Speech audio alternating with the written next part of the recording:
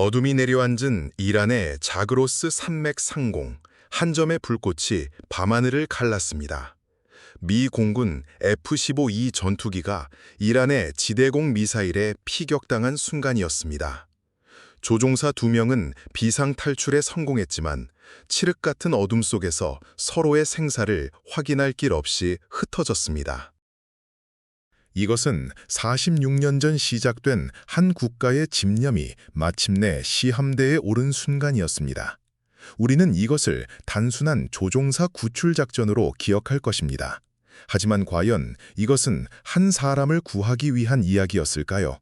아니면 한 국가에 지워지지 않는 치욕을 씻어내기 위한 46년의 복수극이었을까요?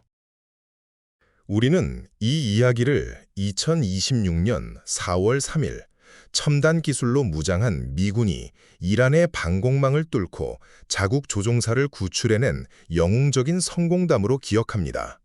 46년 전의 뼈아픈 실패를 교훈 삼아 실패하지 않는 완벽한 시스템을 구축해낸 인간 승리의 드라마라고 배웁니다. 하지만 그 시작은 성공이 아닌 처절한 실패와 치욕의 기록이었습니다. 1979년 11월 4일 테헤란의 미국 대사관은 분노한 군중의 함성으로 뒤덮였습니다. 성난 파도처럼 밀려던 그들은 담벼락을 넘어 미국 외교의 심장부로 쏟아져 들어왔습니다. 경비를 서던 해병대는 순식간에 제압당했고 66명의 미국인이 무력하게 포박당했습니다. 주권국가의 영토나 다름없는 대사관이 불과 몇 시간 만에 점령당한 이 사건은 미국 전역을 충격과 분노에 빠뜨렸습니다. 지미 카터 대통령은 즉각 이란의 해외 자산을 동결하고 원유 수입을 중단하는 등 강력한 제재를 가했지만 이란은 눈 하나 깜짝하지 않았습니다. 협상은 번번이 결렬되었고 인질들의 고통스러운 시간은 기약 없이 흘러가고 있었습니다. 시간은 미국의 편이 아니었습니다. 5개월이 넘는 지지부진한 외교적 노력 끝에 카터 대통령은 마침내 결단을 내렸습니다. 협상은 끝났다. 그의 목소리에는 차가운 분노와 함께 이제는 돌아갈 수 없는 다리를 건넜다는 비장함이 서려 있었을 것입니다. 군사적 해결. 그것은 마지막 선택지이자 가장 위험한 도박이었습니다. 그렇게 역사상 가장 야심차고 비밀스러운 인질 구출 작전 오퍼레이션 이글 클로의 서막이 올랐습니다. 이 작전은 그 자체로 미국이 가진 모든 군사적 역량의 총합이었습니다. 육군, 해군, 공군, 해병대 정예 요원들이 총동원되었고 특히 갓 창설되어 베일에 쌓여있던 육군 최정예 대테러 부대 델타 포스가 선봉에 섰습니다. 그들의 첫 실전 무대였습니다. 8대의 RH-53DC 스텔리온 헬리콥터가 항공모함 USS 니미츠의 갑반을 박차고 날아올라 어둠 속으로 사라졌습니다. 목표는 이란 남동부의 황량한 사막, 코드네임 데저트 1이었습니다. 그곳에서 C-130 수송기로부터 연료를 보급받은 뒤 테헤란으로 잠입해 인질들을 구출하고 빠져나온다는 대담한 계획이었습니다. 지도 위에서는 완벽했습니다. 하지만 역사는 종종 지도 밖에서 쓰입니다. 그날 밤 이란의 사막은 신이 분노한 듯 울부짖었습니다. 하분이라고 불리는 거대한 모래폭풍이 헬리콥터 편대들 집어삼켰습니다. 칠흑 같은 어둠 속에서 조종사들은 계기판의 불빛과 희미한 동료기의 형체의 의지에 사투를 벌여야 했습니다. 한 치 앞도 보이지 않는 모래먼지는 단순한 시야 방해물이 아니었습니다. 그것은 헬리콥터의 심장부인 엔진과 유압 시스템으로 파고드는 날카로운 칼날이었습니다. 얼마 지나지 않아 첫 번째 비명이 무선 교신을 찢었습니다. 헬리콥터 한 대의 유압 시스템에 심각한 결함이 발생해 이륙 지점으로 회항한다는 보고였습니다. 작전은 시작부터 삐걱거렸습니다. 데저트1에 간신히 착륙한 헬리콥터는 8대가 아닌 7대였습니다. 하지만 불행은 여기서 그치지 않았습니다. 또 다른 헬리콥터의 2차 유압 시스템이 고장나면서 비행 불능 상태에 빠졌고, 이어서 세 번째 헬리콥터마저 동일한 문제로 이륙 불가 판정을 받았습니다. 작전을 계속 수행하기 위한 최소 전력은 6대, 하지만 남은 것은 고작 5대였습니다. 현장 지휘관은 워싱턴의 국방부와 절박한 교신을 주고받았습니다. 수개월간 준비해온 작전, 국가의 자존심이 걸린 임무였습니다. 하지만 그는 불가능하다는 것을 알았습니다. 이 상태로 테헤란으로 향하는 것은 자살 행위나 다름없었습니다. 마침내 카터 대통령의 목소리가 절망적인 교신 끝에 들려왔습니다. 작전 중단, 철수하라. 그러나 신은 그들의 비참한 퇴장마저 허락하지 않았습니다. 철수를 위해 헬리콥터가 C-130 수송기로부터 연료를 공급받던 중 비극이 터졌습니다. 이륙을 위해 이동하던 헬리콥터 한 대가 강력한 모래바람의 중심을 잃고 C-130 수송기와 그대로 충돌했습니다. 거대한 화염이 사막의 밤을 대낮처럼 밝혔고 굉음은 수 킬로미터 밖까지 울려 퍼졌습니다. 불길숭에서 8명의 미군이 처참하게 목숨을 잃었습니다. 인질은 단 한 명도 구하지 못한 채 세계 최강이라 자부하던 미군은 동료들의 불타는 시신을 사막에 남겨두고 쫓기듯 도망쳐야 했습니다. 이 실패는 단순한 군사작전의 실패가 아니었습니다. 그것은 미국의 자존심에 새겨진 지울 수 없는 상처이자 세계를 향한 조롱거리였습니다. 이란은 파괴된 미군 헬리콥터의 잔해와 불탄 시신들을 전 세계 언론에 공개하며 승리를 자축했습니다. 이글 클로는 그렇게 발톱 한 번 세워보지 못하고 날개가 꺾인 독수리가 되었습니다. 미국은 분노를 삼키고 치욕을 곱씹었습니다. 대대적인 조사가 시작되었습니다. 홀로웨이 위원회라고 불리는 특별조사단은 이글 클로 작전의 실패 원인을 낱낱이 파헤쳤습니다. 결론은 충격적이었습니다. 실패의 원인은 모래 폭풍이나 헬리콥터의 기계적 결함이 아니었습니다. 진짜 원인은 미국 국방부 내부에 있었습니다. 육군은 육군대로, 해군은 해군대로 따로 움직였습니다. 각 군은 서로 다른 통신 장비를 사용했고 합동훈련 경험은 전무했습니다. 세계 최고의 전문가들을 모아놨지만 그들은 하나의 팀이 아닌 각자 잘난 개인들의 집합체에 불과했습니다. 완벽한 지휘체계의 부재, 소통의 단절, 상호 불신, 이것이 8명의 목숨을 앗아가고 작전 전체를 수렁에 빠뜨린 진짜 적이었습니다. 이글 클로 작전은 적과 싸우기도 전에 스스로의 무게에 짓눌려 무너져 내린 것이었습니다.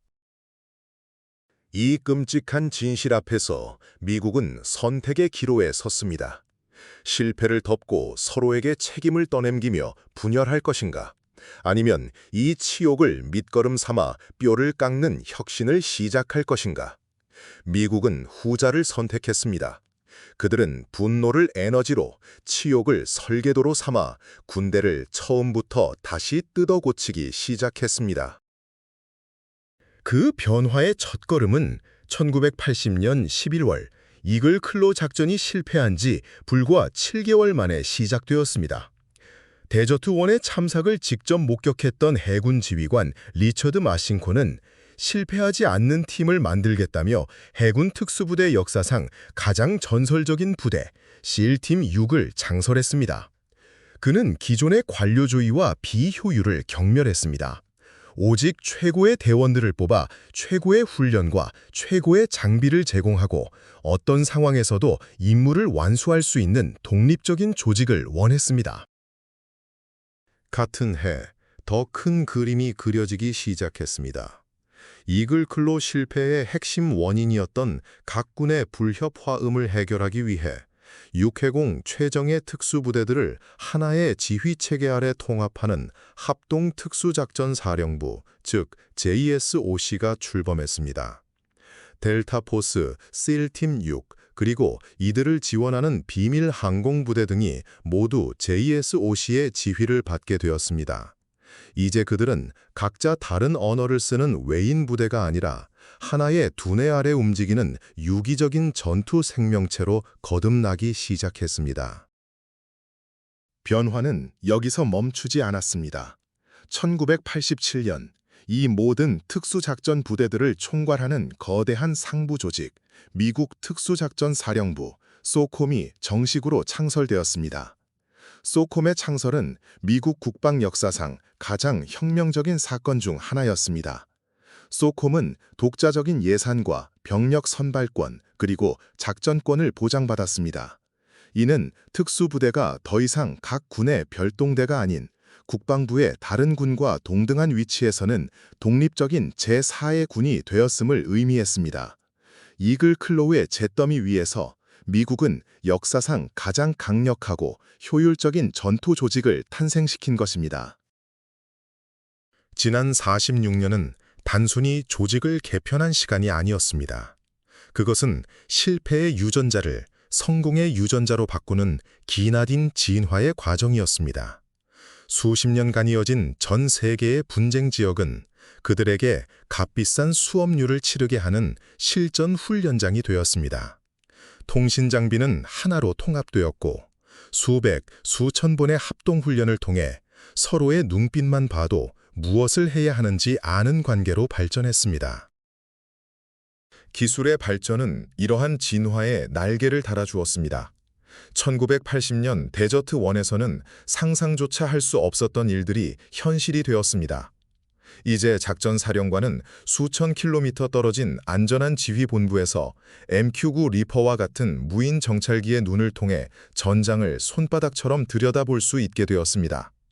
리퍼 드론은 수십 킬로미터 상공에서 지상의 사랑이 담배에 불을 붙이는 것까지 식별할 수 있는 감시 능력을 갖추었고 필요하다면 즉시 헬파이어 미사일로 목표물을 타격할 수 있었습니다. 위성통신 기술의 발전은 전 세계 어디에 있든 지휘부와 현장 요원들이 실시간으로 정보를 공유하고 의사결정을 내릴 수 있게 만들었습니다. 그리고 2026년 4월 3일 이 모든 것이 시험대에 올랐습니다. 이란 남서부 자그로스 산맥 상공에서 F-15E 전투기가 피격되었을 때 46년 전 데저트1의 악몽이 되살아나는 듯 했습니다. 조종사 한 명이 험준한 산악지대에 고립되었습니다. 하지만 이번에는 모든 것이 달랐습니다. 조종사의 비상 신호가 감지된 지 불과 몇 초 만에 중동 지역을 담당하는 미 중부사령부의 모든 시스템이 깨어났습니다. 46년 전 서로 다른 주파수로 떠들다 침묵에 빠졌던 혼란은 없었습니다. 암호화된 통합 데이터 링크를 통해 모든 정보가 실시간으로 공유되었습니다. 상공에는 즉시 MQ-9 리퍼 드론이 급파되어 조종사의 정확한 위치를 파악하고 주변의 위험 요소를 감시하기 시작했습니다. 위성 사진은 수분 간격으로 업데이트되며 이란군의 움직임을 샅샅이 추적했습니다. CIA는 이미 수년간 구축해온 정보망을 통해 조종사가 불시착한 지역의 지형과 예상되는 적의 대응 패턴을 분석해 지휘부에 전달했습니다. 1980년 어둠 속에서 길을 잃고 헤매던 헬리콥터 조종사들과는 차원이 다른 상황이었습니다. 작전은 신속하고 정교하게 진행되었습니다. 구출 작전의 핵심인 CSAR, 즉 전투 탐색 구조팀이 즉시 출격 준비에 들어갔습니다. 하지만 그들이 움직이기 전 거대한 체스판이 먼저 움직이기 시작했습니다. 무려 155대에 달하는 미군과 동맹군의 항공기들이 일제히 이란 국경 주변에서 무력 시위를 벌이며 이란 방공망의 주위를 분산시켰습니다. 스텔스 폭격기와 전자전기들이 이란의 레이더망을 교란하고 통신을 마비시키는 동안 구출 헬리콥터들은 마치 유령처럼 적의 감시망을 뚫고 목표 지점으로 날아갔습니다. 이것은 46년 전 8대의 헬리콥터만으로 사막을 건너려 했던 무모한 시도와는 근본적으로 다른 철학의 작전이었습니다. 한 명의 조종사를 구하기 위해 미국은 자신이 가진 군사력의 일부를 아낌없이 쏟아부어 거대한 연극 무대를 만들었습니다. 이란군이 혼란에 빠져 허둥대는 사이 구출팀은 정확히 조종사의 위치에 당도했고 불과 몇 분 만에 그를 헬리콥터에 태워 안전하게 이탈했습니다. 작전이 성공적으로 끝났을 때 지휘본부의 그 누구도 환호성을 지르지 않았다고 합니다. 그저 깊은 안도의 한숨만이 감돌았을 뿐입니다. 그들에게 이것은 승리가 아니라 마땅히 해야 할 일을 해낸 것이었기 때문입니다. 46년 전 사막에 남겨두고 온 8명의 동료들에게 바치는 뒤늦은 대답이었고 실패의 역사에 마침표를 찍는 의식이었습니다. 이글 클로 작전의 실패는 미국에게 씻을 수 없는 치욕을 안겼지만 역설적으로 그 실패가 있었기에 오늘날의 완벽에 가까운 특수작전 시스템이 탄생할 수 있었습니다. 실패는 그 자체로 끝이 아니었습니다. 그것은 무엇이 잘못되었는지, 무엇을 바꿔야 하는지를 가장 고통스럽고 명확하게 알려주는 최고의 스승이었습니다. 미국은 그 값비싼 수업료를 기꺼이 지불했고 46년이라는 긴 시간 동안 끈질기게 오답 노트를 복습했습니다. 우리는 성공한 자들의 화려한 이야기에 열광하고 실패한 자들의 초라한 퇴장을 쉽게 잊어버립니다. 하지만 모든 위대한 성공의 이면에는 이름 모를 수많은 실패와 좌절, 그리고 그것을 극복하려는 끈질긴 집념이 숨어 있습니다. 이글 클로 작전으로 쓰러져간 8명의 영혼은 실패의 상징이 아니라 오히려 거대한 성공의 씨앗을 뿌린 순교자들이었던 셈입니다. 한 국가가 겪은 거대한 실패와 그 극복의 서사는 우리에게 깊은 울림을 줍니다. 하지만 이 이야기를 단순히 한 국가의 군사적 발전사로만 바라보는 것은 그 의미를 절반밖에 보지 못하는 것일지도 모릅니다. 이것은 실패를 마주하는 우리 모두의 이야기이기도 합니다. 우리는 살아가면서 수많은 실패와 마주합니다. 때로는 그 실패가 너무나 고통스럽고 치욕스러워 모든 것을 포기하고 주저앉고 싶을 때도 있습니다.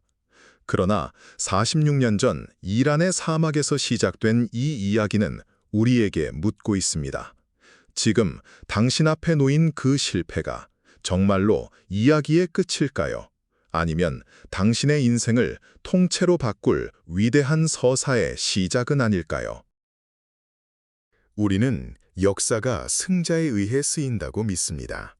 하지만 어쩌면 역사는 실패로부터 배우고 그 실패를 다시 반복하지 않기 위해 몸부림치는 자들에 의해 전진하는 것 아닐까요? 그렇다면 지금 당신의 삶을 앞으로 나아가게 하는 가장 큰 원동력은 당신이 가장 숨기고 싶어 하는 바로 그 실패의 기억일지도 모릅니다.